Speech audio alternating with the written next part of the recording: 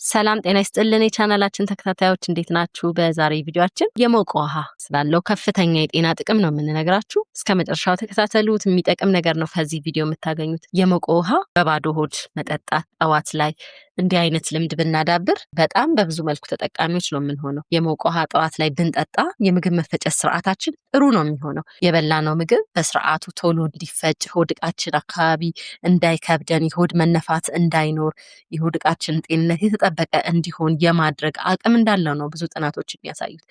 እንዲሁ የደም ዝውውራችን ጥሩ እንዲሆን የማድረግ ኃይል እንዳለው ነው ጥናቶች የሚያሳዩት።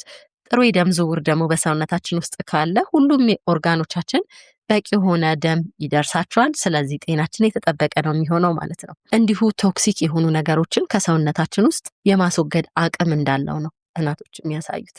ሌላው ክብደታችንን እንድንቆጣጠር በማድረግ ላላስፈላጊ ውፍረት እንዳንጋለጥ እንደሚረዳን ነው ጥናቶች የሚያሳዩትና በተለይ ጠዋት ላይ በባዶ ሆድ የሞቀ ውሃን የመጠጣት ልምድ ቢኖረን ተጠቃሚዎች ነው የምንሆነው። ጠዋት ላይ ሊሆን ይችላል ወይም ምግብ ከተመገብን በኋላ ከ30 ደቂቃ ወይ ከ1 ሰዓት በኋላ ሞቅ ያለ ውሃን የመጠጣት ልምድ ብናዳብር እነዚህና ሌሎች ብዙ የጤና ጥቅሞችን ማግኘት እንደምንችል ነው ጥናቶች የሚያሳዩን።